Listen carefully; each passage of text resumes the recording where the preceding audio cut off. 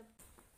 నా బాగా ఉంది చెప్పండి గైస్. నా బాగా ఉంది చెప్పండి గైస్.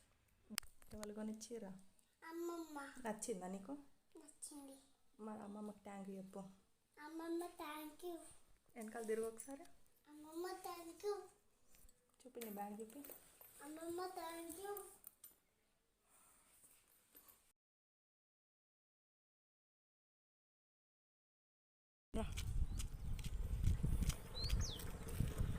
దా పా.